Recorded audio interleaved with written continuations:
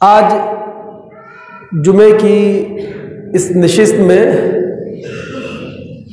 ہم لفظ ظلم کو سمجھنا چاہیں گے، اس امید اور اس دعا کے ساتھ کہ اللہ رب العالمین ظلم کی ہر شکل سے، ظلم کی ہر صورت سے ہمیں بچنے کی توفیق عطا فرمائے۔ ظلم کا بنیادی معنی ہے کسی کی ملکیت میں ناجائز تصرف کرنا، حدود سے تجاوز کرنا، کسی چیز میں کمی کر دینا۔ یہ لفظ عام طور پر استعمال ہوتا ہے کسی چیز کو اس کے حقیقی اور اصلی مقام سے ہٹا دینے کے لیے۔ عرب لوگ ایک مثال دیا کرتے ہیں، ایک مثال پیش کیا کرتے ہیں، من استرع الذئب فقد ظلم، جس نے بھیڑیے کو گلے کا نگہباں بنا دیا، جس نے بھیڑیے کو ریوڑ کا محافظ سمجھ لیا، اس نے ظلم کیا، چونکہ بھیڑیے کو جو اس کا حقیقی اور اصلی مقام تھا اس پہ نہیں رکھا گیا۔ عرب لوگ ایک مثال دیتے ہیں ظلم الارض،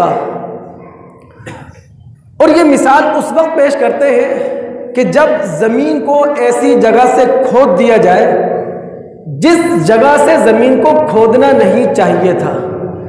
ایسی زمین کو مظلومہ کہا جاتا ہے کہ غلط جگہ سے یہ کھود دی گئی۔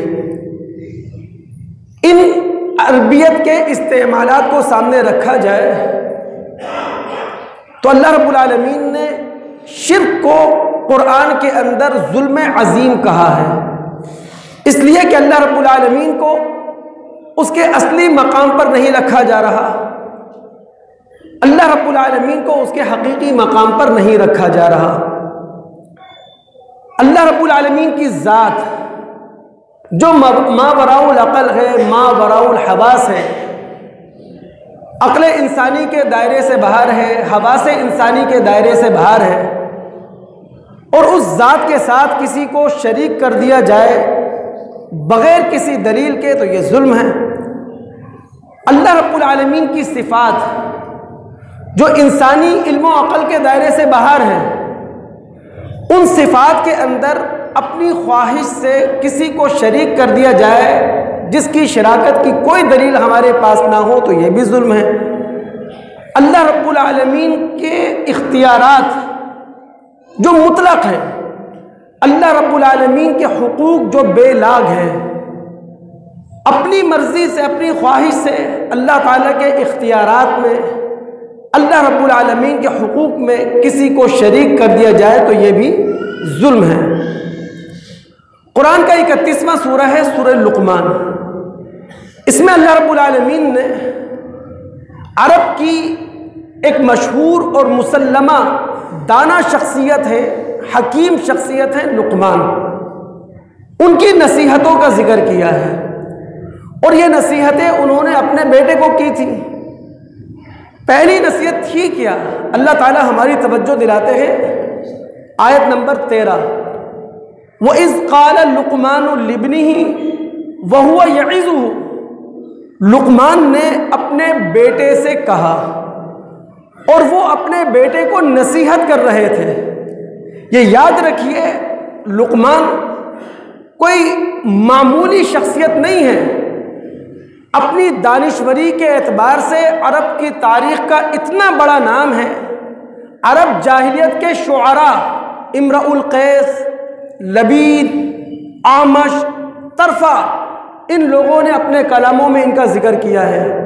جس زمانے میں قرآن نازل ہوا، عرب کے کچھ پڑھے لکھے لوگوں کے پاس لقمان حکیم کے حکیمانہ اقوال کا ایک مجموعہ تھا صحیفہ لقمان کے نام سے۔ تو لقمان حکیم نے اپنے بیٹے کو نصیحت کرتے ہوئے کہا، لا تشرک باللہ، اے بیٹا اللہ کے ساتھ کسی کو شریک نہیں کرنا، ان الشرک شرک لظلم عظیم، چونکہ اللہ تعالیٰ کی ذات میں، اللہ تعالیٰ کی صفات میں، اللہ تعالیٰ کے اختیارات میں، اللہ تعالیٰ کے حقوق میں کسی کو شریک کر دینا یہ بہت بڑا ظلم ہے، یہ اللہ رب العالمین کی حق تلفی ہے، اور اللہ رب العالمین کو اس کے حقیقی مقام سے ہٹا دینا ہے، اللہ رب العالمین کو اس کے اصلی مقام سے ہٹا دینا ہے۔ اسی طرح ظلم کا ایک معنی آتا ہے حدود فراموشی۔ اللہ رب العالمین نے آئین سازی کر رکھی ہے انسانوں کے لیے، اللہ تعالیٰ نے دستور سازی کر رکھی ہے انسانوں کے لیے۔ اب اگر اللہ رب العالمین کی آئین سازی اور دستور سازی سے انسان آنکھیں چرا لے، آنکھیں پھیر لے، تو یہ بھی ظلم ہے۔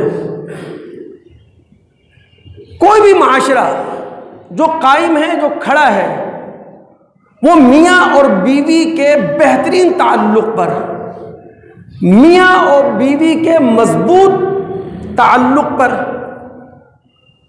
جسے ہم عائلی زندگی کہہ لیں، خانگی زندگی کہہ لیں، یعنی کوئی بھی معاشرہ اس وقت مضبوط کہلائے گا جب فیملی سسٹم اسٹرانگ ہوگا۔ اسی لیے قرآن میں جا بجا مردوں کو بھی ہدایت کی گئی ہے، عورتوں کو بھی ہدایت کی گئی ہے کہ وہ ایک دوسرے کے حقوق سے متعلق جو اللہ تعالیٰ کے احکامات ہیں ان کو ملحوظ خاطر رکھیں اور ان کی پابندی کریں۔ سورہ طلاق کی پہلی آیت ہے، اللہ تعالیٰ فرماتے ہیں کہ اگر کوئی مرد عورت کو طلاق دے تو یہ اس کا جذباتی فیصلہ نہ ہو بلکہ اس کا شعوری فیصلہ ہو۔ خانگی زندگی کو بچانے کی پوری کوشش کی گئی، لیکن آخری آپشن کے طور پر اب مرد صرف ایک ہی راستہ پاتا ہے کہ عورت کو طلاق دے دے۔ تو اللہ تعالیٰ فرماتے ہیں کہ جب مرد شعوری طور پر طلاق دینے کا فیصلہ کر لے تو ایک طلاق دے کر عورت کو عدت میں بٹھا دے، اور عورت جو عدت میں بیٹھے گی وہ اسی مرد کے گھر میں بیٹھے گی۔ اس عدت کے دوران نہ مرد اپنے گھر سے عورت کو نکالے گا، نہ عورت خود جذباتی فیصلہ کرتے ہوئے مرد کے گھر سے جائے گی۔ اس عدت کے دوران نان نفقے کی ساری ذمہ داری اس شوہر پر ہے جو طلاق دے چکا ہے۔ یہ ساری گفتگو کرنے کے بعد اللہ تعالیٰ فرماتے ہیں تلک حدود اللہ، یہ ہمارے قوانین ہیں، یہ ہمارا آئین ہے، یہ ہمارا دستور ہے جو ہم نے بنا دیا ہے۔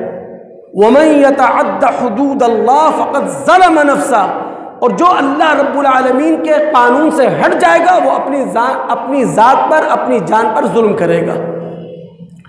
سورہ بقرہ کی آیت نمبر 229 ہے۔ اللہ رب العالمین فرماتے ہیں طلاق رجعی کا حق یعنی ازدواجی زندگی میں 2 مرتبہ ہے۔ ریکنسیلیشن کا حق مرد کو صرف 2 مرتبہ حاصل ہے۔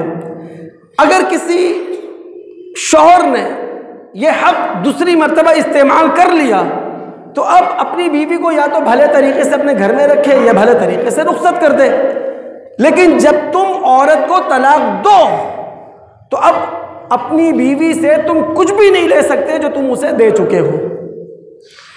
اب قانون تمہاری راہ میں رکاوٹ ہے، اور اگر طلاق دیتے ہوئے بیوی سے کسی چیز کا تقاضا کرو گے تو یہ تمہاری اخلاقی پستی کی دلیل ہوگی۔ ہاں، اگر بیوی طلاق کا مطالبہ کرے جسے اصطلاح میں خلا کہا جاتا ہے، اب ظاہر ہے کہ اگر بیوی کسی مرد سے چھٹکارا حاصل کرنا چاہتی ہے تو اس کی وجہ بڑی سنگین ہوگی۔ جذباتی بنیاد پر وہ خلے کا تقاضا نہیں کرے گی، سطحی بنیاد پر وہ خلا کا تقاضا نہیں کرے گی، ذوقی بنیاد پر کہ ایک مرد وہ بدلنا چاہتی ہے اس لیے وہ خلا کا مطالبہ نہیں کرے گی، کوئی حقیقی وجہ ہوگی۔ اگر طلاق کا مطالبہ، خلا کا مطالبہ عورت کی طرف سے ہو تو اب قرآن کہتا ہے کہ جناب عورت کچھ معاوضہ ادا کر کے شوہر سے خلا لے لے، شوہر سے طلاق لے لے۔ اب اگر گھر میں یہ معاملہ طے ہو جائے تو بات ختم، ورنہ پھر عدالت کا دروازہ کھٹکھٹانا پڑے گا۔ یہ گفتگو کرنے کے بعد اللہ تعالیٰ فرماتے ہیں تلک حدود اللہ، یہ ہماری آئین سازی ہے، یہ ہماری قانون سازی ہے، فلا تعتدوها، ہمارے آئین کو، ہمارے قانون کو چیلنج نہ کرو، ومن يتعد حدود اللہ فاولئک هم الظالمون، جو ہمارے قانون کو چیلنج کرے گا وہ ظالم کہلائے گا، وہ اپنے اوپر بھی ظلم کرے گا، وہ خاندان پر بھی ظلم کرے گا، وہ قوم پر بھی ظلم کرے گا۔ یہاں ایک اور بات کام کی سمجھتے چلے،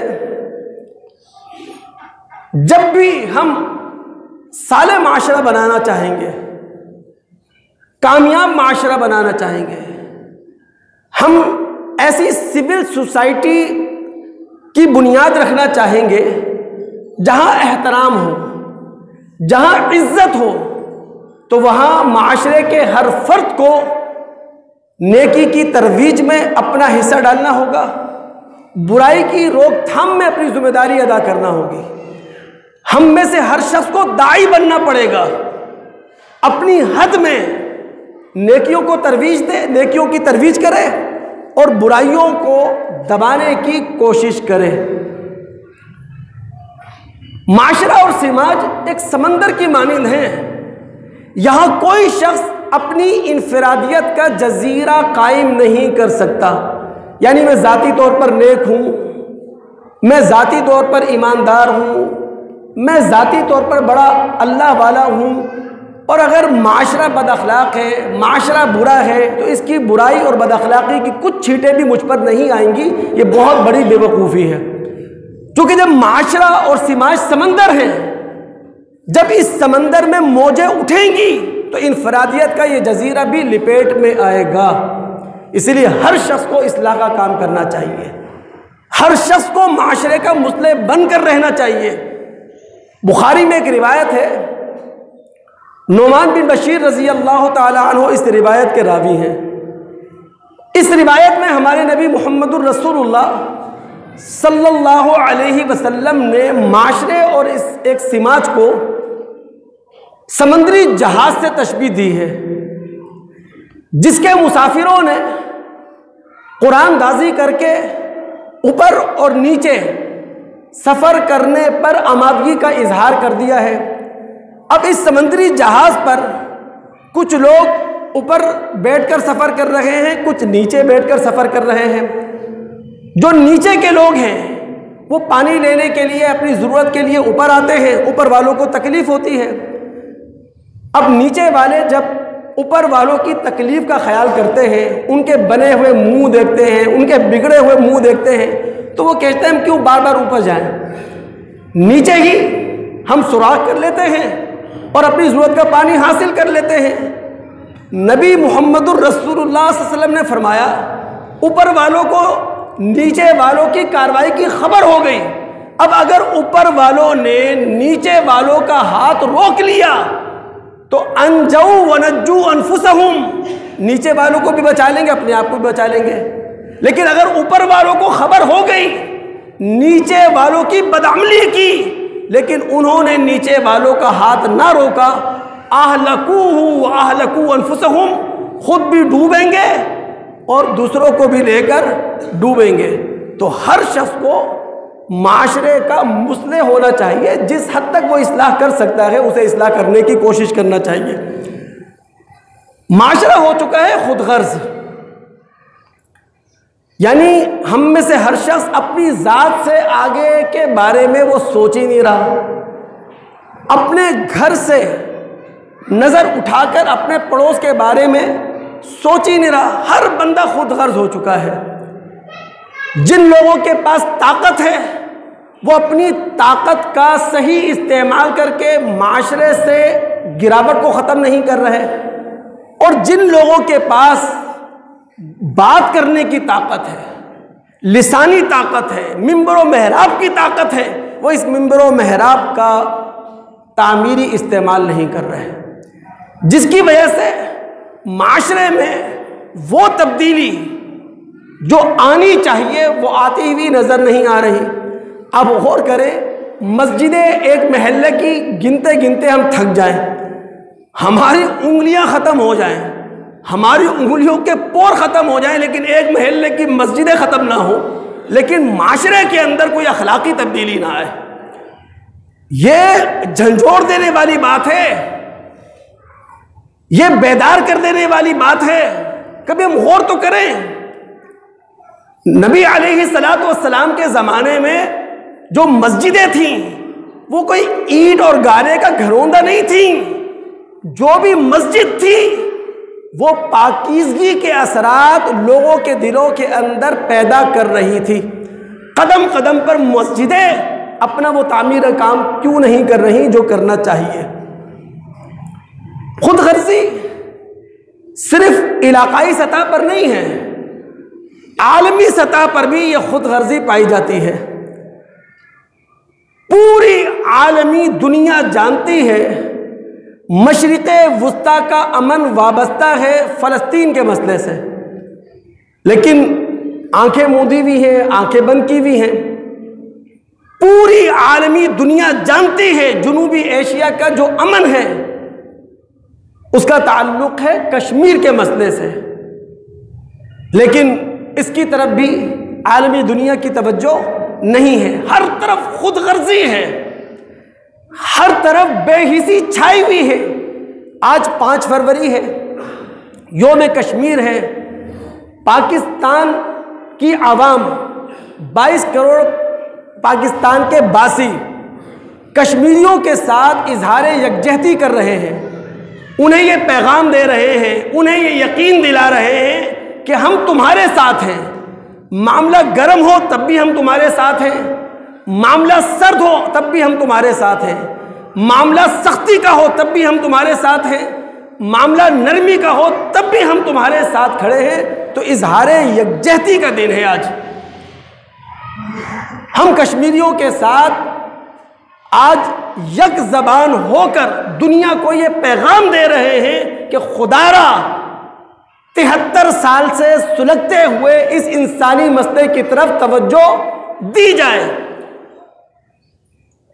حکومت سیاسی اور صفاتی سطح پر اپنا بھرپور کردار ادا کرے، اور اس کی ذمہ داری ہے کہ وہ سیاسی اور سفارتی طاقت کا استعمال کرتے ہوئے دنیا کے عالمی ضمیر کو جھنجھوڑنے کی کوشش کرے، جگانے کی کوشش کرے، بیدار کرنے کی کوشش کرے، اور ہم عوام اخلاقی سطح پر کشمیریوں کے ساتھ ایک ہونے کا بھرپور مظاہرہ کریں۔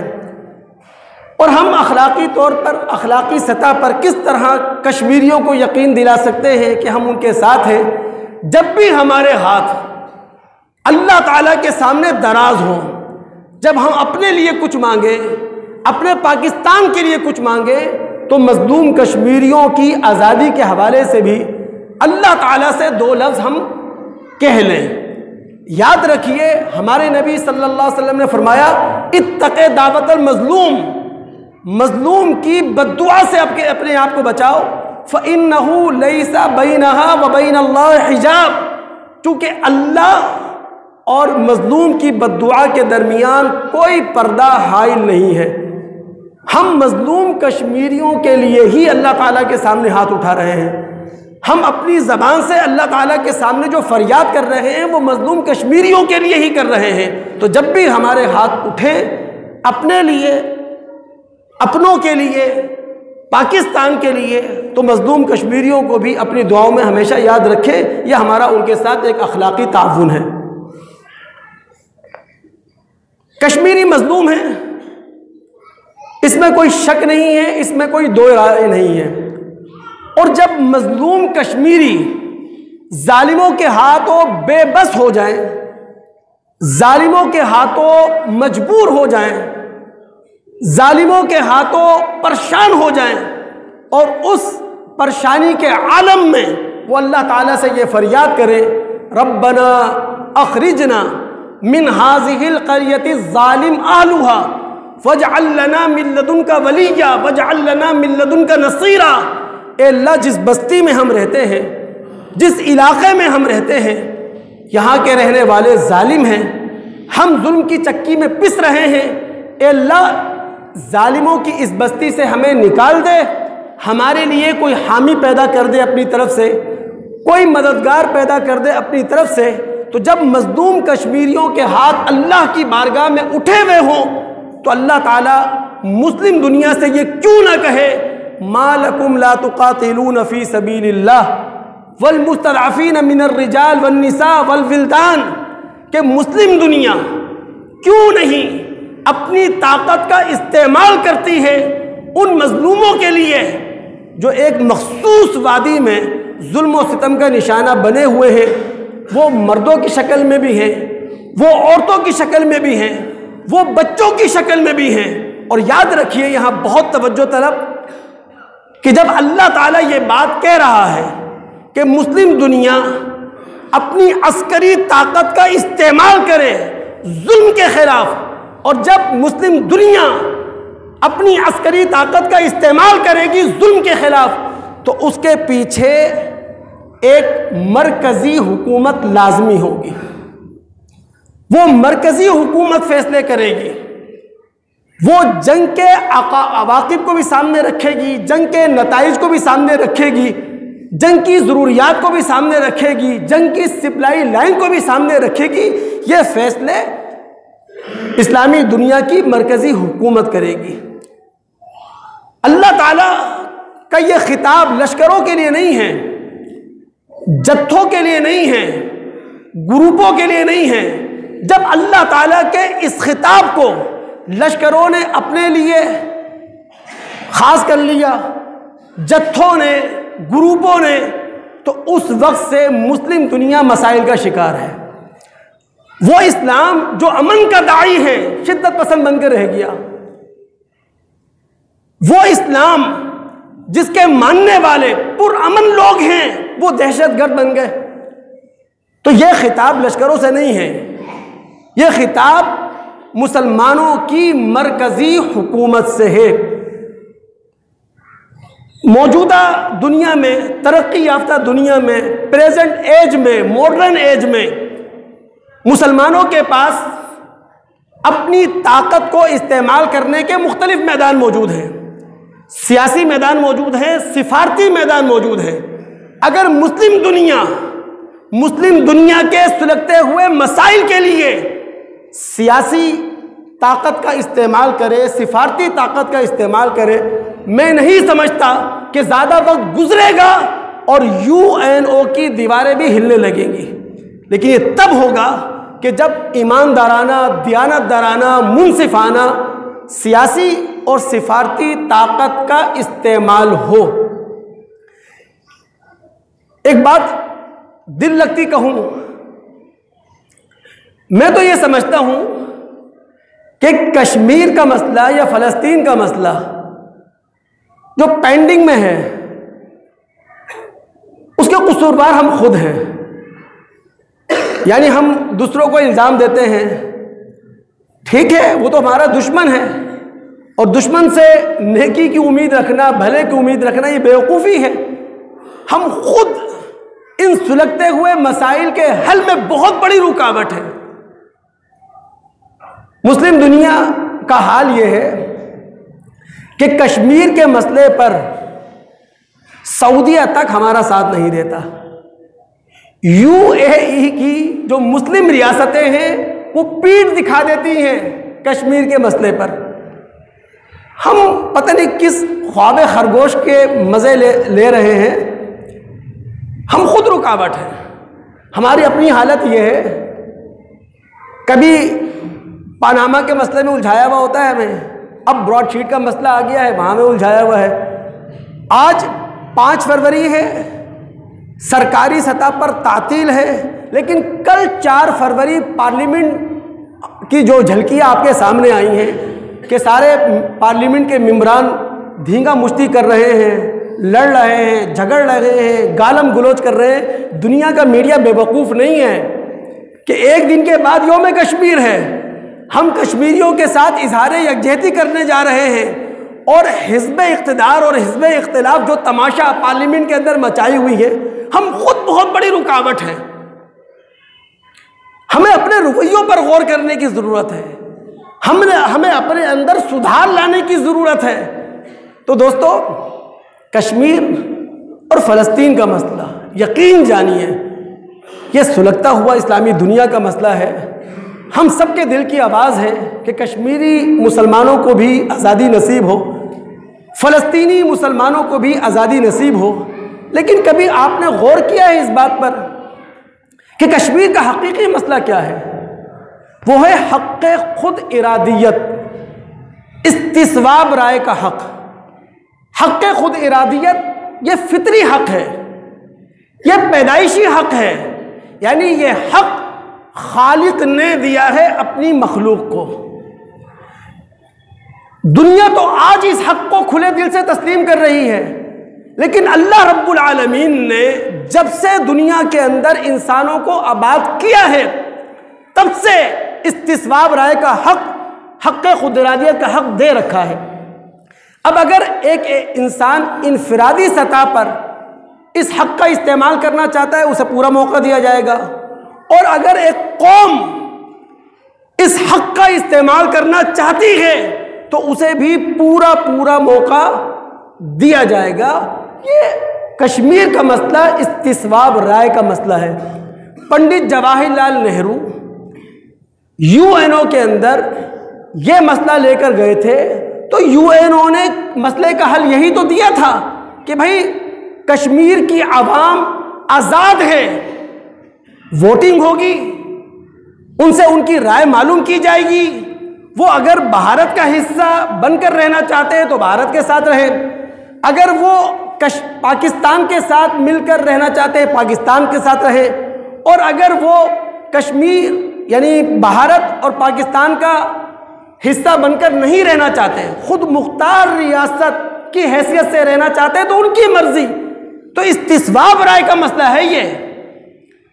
ہماری آواز یہی ہے, ہم دنیا تک یہی بات پہنچانا چاہتے ہیں, ہم دنیا کے کونے کونے تک یہ بات لے جانا چاہتے ہیں. اب غور کریں, یہاں پر UN کی جنرل اسمبلی نے 10 دسمبر 1948 کو ہیومن رائٹس کے نام سے ایک منشور کا اعلان کیا تھا جس کی 30 دفعات تھیں.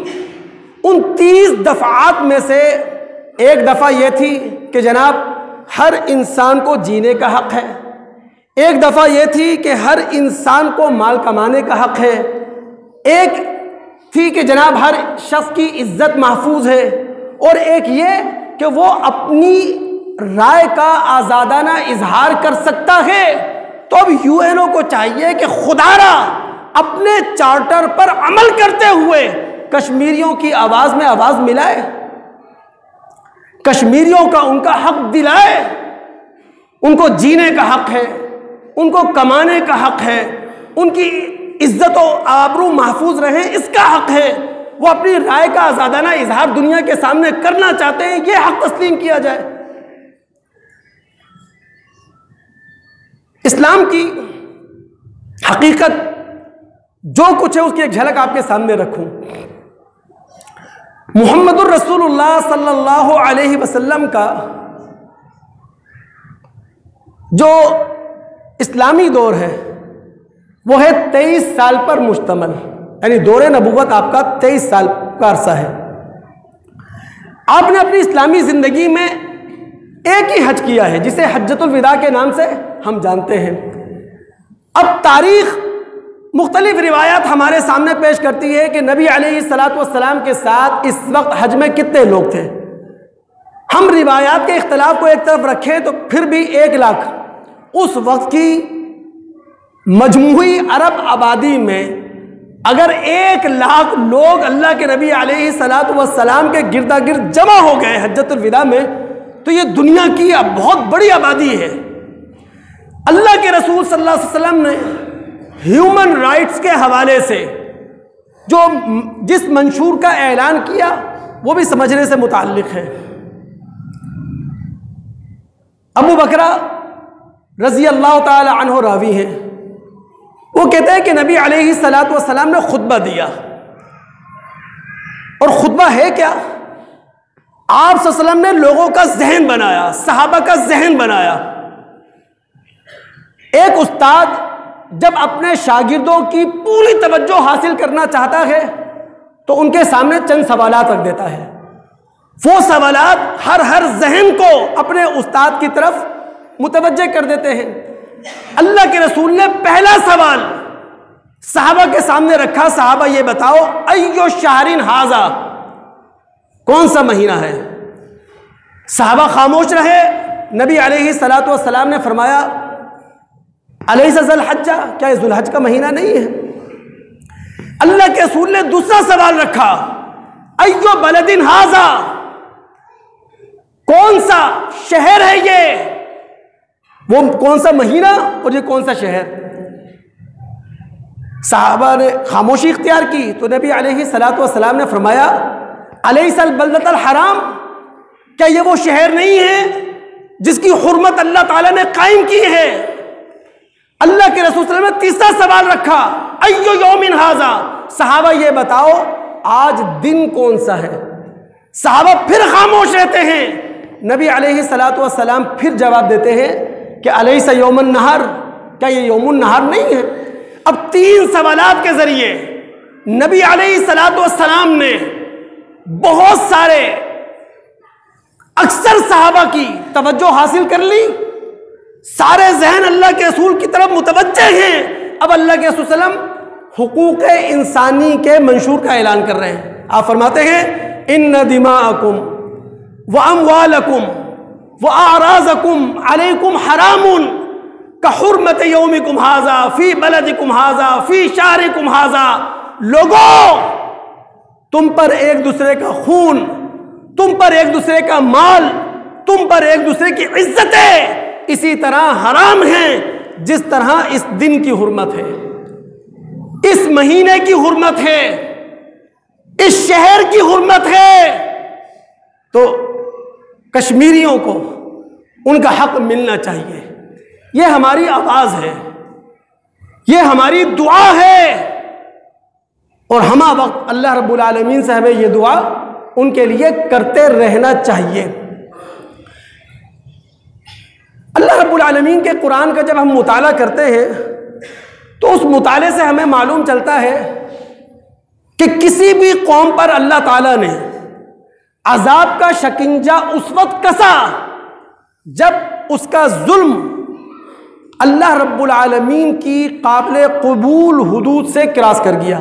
یعنی ایک حد ہے جس حد تک اللہ تعالیٰ ظلم قبول کر لیتا ہے، برداشت کر لیتا ہے، اور جب اس حد سے ظلم کراس کر جاتا ہے تو پھر رب العالمین اس قوم کو اپنے عذاب کے شکنجے میں کس لیتا ہے. سورہ یونس کی آیت نمبر 12 ہے. رب العالمین فرماتے ہیں وَلَقَدْ أَهْلَكْنَا الْقُرُونَ مِنْ قَبْلِكُمْ، تم سے پہلے جو قومیں گزر گئی ہیں، جو عروج کے زینے طے کر چکی تھیں، ہم نے انہیں ہلاک کیا، ہم نے انہیں تباہ کیا. کب؟ لما ظلموا، جب انہوں نے ظلم کی قابل قبول حد کو کراس کر دیا. ان کے پاس ان کے رسول آئے، ان کے سامنے دلائل رکھے، حقائق رکھے، فما كانوا ليؤمنوا، لیکن قوموں نے مان کر نہیں دیا. تو اللہ رب العالمین ظلم کو اس حد تک قبول کرتا ہے جس حد تک وہ قابل برداشت ہو.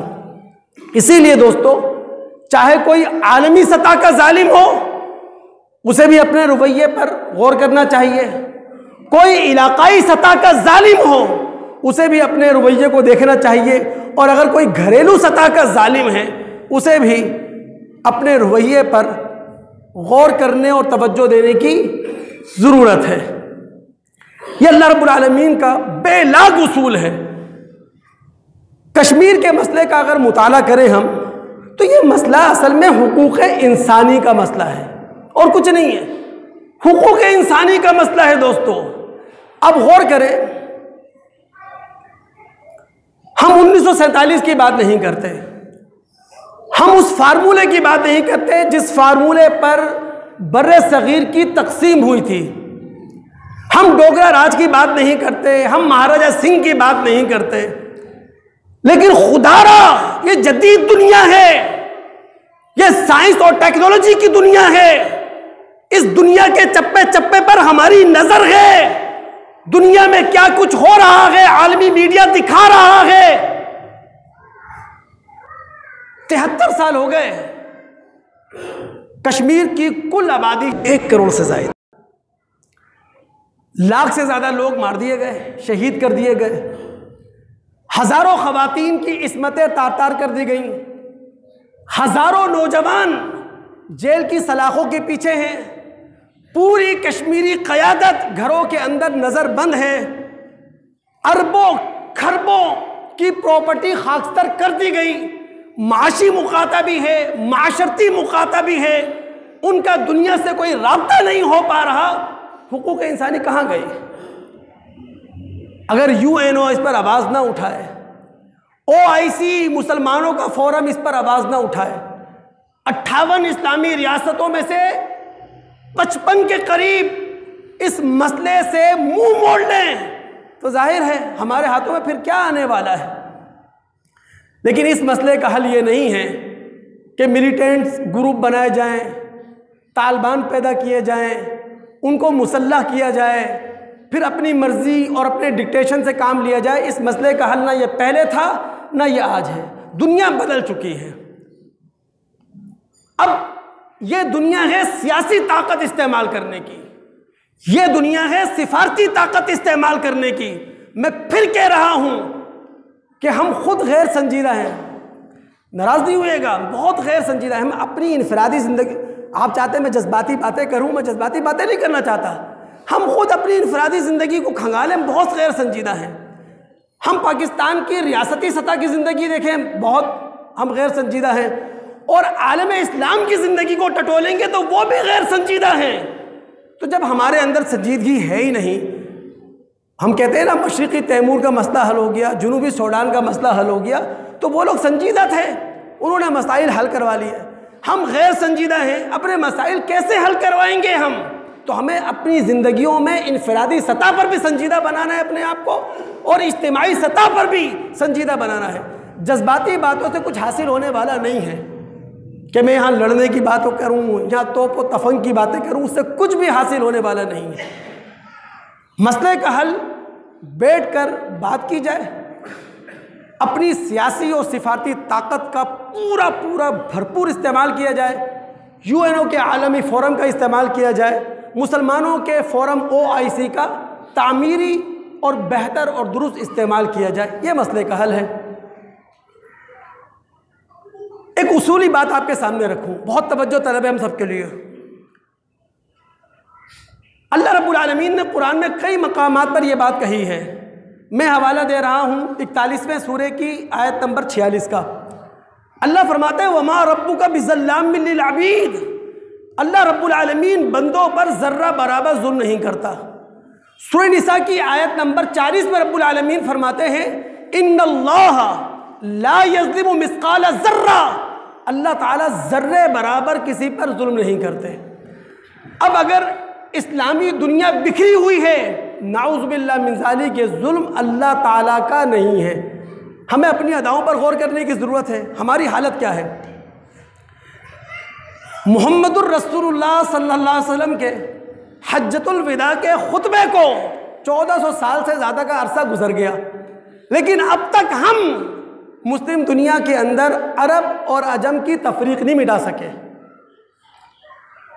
کارے اور گورے کے فرق کو ختم نہیں کر سکے، غریب اور امیر کے درمیان جو خلیج حائل ہے اس کو پاٹ نہیں سکے۔ مسلم دنیا شیعہ سنی اختلاف کو اب تک تہذیب اور شائستگی نہیں دے سکی، تو ظاہر ہے یہی حالات ہوں گے جو ہمیں نظر آتے ہیں۔ کبھی ایران ایک طوفان لے کے کھڑا ہوگا اور کبھی سعودی ایک طوفان لے کر کھڑا ہوگا، کہیں شام کا نعرہ لگے گا، کہیں یمن کی حقوق کی بات ہونے لگے گی، ہم اسی گرداب کا شکار رہیں گے۔ اور اگر پاکستانی معاشرے کو دیکھیں جو اخلاقی لحاظ سے زوال کی پاتال میں اترا ہوا ہے، تو نعوذ باللہ اللہ تعالیٰ کا ظلم نہیں ہے، یہاں بھی ہمیں غور و فکر کرنا ہوگا، آگے جانے کی ضرورت نہیں ہے۔ ایمنسٹی انٹرنیشنل نے جو 2020 کی رپورٹ ہمارے سامنے پیش کی ہے، اس رپورٹ میں ہم اپنی تصویر دیکھ لیں، 2018 میں کرپشن انڈیکس میں 180 ممالک کی فہرست میں ہمارا نمبر تھا 117۔ 2019 میں رپورٹ آئی، ہم 3 درجے آگے بڑھ گئے، ہمارا نمبر آ گیا 120 پر۔ 2020 کی رپورٹ آئی تو ہمارا نمبر آ گیا 180 ممالک میں 124، یعنی ہاں 2 سال میں 7 درجے ہم نیچے جا چکے ہیں۔ یہ ہماری حالت ہے۔ میں تو یوں کہوں گا کہ جو 22ویں گریڈ کا آفیسر ہے وہ بھی کرپشن کا موقع تلاش کر رہا ہے، اور جو باہر بیٹھا ہوا چپڑاسی ہے وہ بھی کرپشن کا موقع تلاش کر رہا ہے، جس کی کروڑوں روپے کی دکان ڈیفینس اور کلفٹن میں ہے وہ بھی کرپشن کا موقع تلاش کرتا ہے، اور جو ریڑھی لگا کر بیٹھا ہوا ہے معذرت کے ساتھ وہ بھی کرپشن کے مواقع تلاش کرتا ہے، جو لاکھوں کی پروڈو گاڑی میں گھوم رہا ہے وہ بھی کرپشن کا موقع تلاش کر رہا ہے، اور جو رکشہ ڈرائیور ہے وہ بھی موقع ہاتھ سے جانے نہیں دیتا کرپشن کے لیے۔ یہ ہماری حالت ہے۔ مسلم کتاب البر کی روایت ہے نا، عدی بن عبیرہ رضی اللہ تعالیٰ عنہ راوی ہے کہ نبی علیہ السلام نے فرمایا، من استعملناہ منکم علی عمل، تم میں سے جس کو بھی ہم کسی کام کا ذمہ دار بنا دیں، کسی کام کا عامل بنا دیں، یا کسی بھی شخص کو آفیسر کی کرسی پر بٹھا دیں، یہ جدید زمانے کا ترجمہ ہے، الفاظ اللہ کے رسول کے ہیں، ترجمہ جدید دنیا کا ہے کہ ہم تم میں سے جس کو بھی آفیسر کی کرسی پر بٹھا دیں، فَكَتَمَنَا مِخْيَةً، پھر وہ ایک سوئی چوری کر لے، فَمَا فَوْقَهُ، یا سوئی سے بھی کمتر حقیر چیز چوری کر لے، کَانَ غُلُولًا، وہ بددیانت ہے، یَأْتِي بِهِ يَوْمَ الْقِيَامَةِ، کل قیامت کا دن ہوگا، وہ اپنی یہ چوری لے کر، اپنی یہ کرپشن لے کر آئے گا۔ یعنی پاکستانی معاشرہ اپنے سر کے بالوں سے لے کر اپنے پیر کے ناخن تک کرپشن سے لتھڑا ہوا ہے۔ ہم کس تبدیلی کی بات کر رہے ہیں جب تک ہم اپنے آپ کو بدلیں گے نہیں، جب تک ہم اپنی سوچ کو نہیں بدلیں گے، جب تک ہم اپنی فکر کو نہیں بدلیں گے، جب تک ہم اپنے عمل کو نہیں بدلیں گے۔ اور آخری بات کہہ کر اپنی بات ختم کرتا ہوں۔ سورہ انبیاء ہے، اللہ رب العالمین فرماتے ہیں وَنَزَعُ الْمَوَازِينَ الْقِسْطَ لِيَوْمِ الْقِيَامَةِ فَلَا تُظْلَمُ نَفْسٌ شَيْئًا وَإِنْ كَانَ مِثْقَالَ حَبَّةٍ مِّنْ خَرْدَلٍ أَتَيْنَا بِهَا، کل قیامت کا دن ہوگا، ہم اعمال تولنے والے ترازو رکھ دیں گے، کسی پر ذرہ برابر ظلم نہیں ہوگا، کسی کے کھاتے میں کوئی معمولی عمل بھی ہوگا وہ بھی تولنے کے لیے لایا جائے گا۔ اب ظاہر ہے کہ قرآن 1400 سال پہلے نازل ہوا، اس کے پہلے مخاطبین عرب ہیں اور خاص طور پر قریشی عرب ہیں، قرآن ان کے زبان میں نازل ہوا ہے، جس زمانے میں قرآن نازل ہوا اس زمانے میں تولنے کے جو آلے تھے، ناپنے کے جو آلے تھے، قرآن نے انہی کا حوالہ دیا ہے۔ اب تو ڈیجیٹل آلے آ گئے ہیں نا، تو اس نزول قرآن کے زمانے میں ڈیجیٹل آلے نہیں تھے۔ اگر قرآن آج کے دور کی بات 1400 سال پہلے کرتا کہ کو سمجھ میں آتی، تو اللہ تعالیٰ نے نزول قرآن کے موقع پر انہی آلوں کا ذکر کیا ہے جو آلے اس وقت تولنے اور ناپنے کے لیے استعمال ہوتے تھے۔ تو ہم کل قیامت کے دن اعمال تولنے کے لیے ترازو رکھ دیں گے، ذرہ برابر کسی پر ظلم نہیں ہوگا، معمولی عمل ہوگا وہ بھی تولنے کے لیے حاضر ہوگا۔ اس آیت کو سامنے رکھتے ہوئے دوستو، ہمیں اپنے آپ کو بدلنا چاہیے۔ یقین جانیے جب تک میں اپنے آپ کو نہیں بدلوں گا، آپ اپنے آپ کو نہیں بدلیں گے، معاشرہ اپنے آپ کو نہیں بدلے گا، پاکستانی قوم اپنے آپ کو نہیں بدلے گی۔ ہم کتنے ہی نعرے لگا لیں، ہم کتنے احتجاجی جلوس کر لیں، ہم کتنی ہی بڑی بڑی باتیں کر لیں، کشمیر کا مسئلہ وہیں کا وہیں رکا رہے گا۔ ہمیں اپنی زندگی کے اندر اپنے آپ کو سنجیدہ بنانا پڑے گا، اور خدا را اپنے آپ کو مفلسی کی اس فہرست سے نکالیں۔ اللہ کے رسول نے کہا پوچھا سوال کیا رہا صحابہ سے، صحابہ یہ بتاؤ اتدرون من المفلس، جانتے ہو مفلس کسے کہتے ہیں؟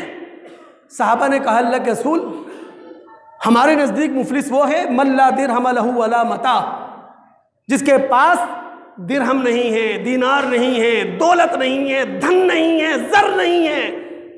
اللہ کے رسول نے فرمایا تم نے غلط نقشہ کھینچا، میری امت کا مفلس وہ ہے جو اخلاق کا مفلس ہے، جو روح کا مفلس ہے، جو تہذیب کا مفلس ہے۔ آپ نے کہا میری امت کا مفلس کل قیامت کے دن آئے گا، کتاب الصلاۃ لے کر آئے گا کہ کتاب الصلاۃ پر بھرپور عمل کیا ہے، کتاب الزکوٰۃ لے کر آئے گا، زکوٰۃ پر بھرپور عمل کیا ہے، کتاب الصوم لے کر آئے گا، سارے روزے رکھ چھوڑے ہیں اس نے، لیکن کس پر عمل نہیں کیا؟ کتاب الاخلاق پر عمل نہیں کیا، کتاب البر پہ عمل نہیں کیا، کتاب البر والصلہ پر عمل نہیں کیا۔ آپ نے فرمایا میری امت کا مفلس وہ ہے جو نمازیں، روزے، زکوٰۃ لے کر آئے گا، وَيَأْتِي قَدْ شَتَمَ هَذَا وَقَذَفَ هَذَا وَأَكَلَ مَالَ هَذَا وَسَفَكَ هَذَا وَضَرَبَ هَذَا، اس نے کسی کو گالی دی ہے، اس نے کسی پر تہمت لگائی ہے، وہ کسی سے جھگڑا ہے، اس نے کسی کا خون بہایا ہے، اس نے کسی کو مارا ہے۔ اب یہ آ کر کھڑا ہو گیا، مظلوم آ جائیں گے کہ اللہ دنیا میں یہ کچھ اس نے کیا ہے، اللہ اس مفلس کی ساری نیکیاں مظلوموں میں تقسیم کر دے گا، مظلوم باقی ہیں، اس کی نیکیاں ختم ہو گئیں، اللہ تعالیٰ مظلوموں کے گناہ لے کر اس پر ڈال دے گا۔ اللہ رب العالمین اس مظلومی سے ہم سب کو بچائے، اس ذلت سے، اس رسوائی سے ہمیں بچائے جو قیامت کے دن بعض لوگوں کو حاصل ہونے والی ہے۔ اللہ تعالیٰ سننے کے بعد عمل کی، سمجھنے کی اور سمجھنے کے بعد عمل کرنے کی توفیق عطا فرمائے۔ آئندہ جمعے انشاءاللہ لفظ محبت سے متعلق گفتگو کریں گے، چونکہ آگے 14 فروری آ رہی ہے، ویلنٹائن ڈے، تو ہم سمجھیں گے کہ محبت اصل میں ہے کیا چیز۔ تو لفظ محبت پر آئندہ جمعے انشاءاللہ ہم گفتگو کریں گے۔ السلام علیکم ورحمۃ اللہ وبرکاتہ۔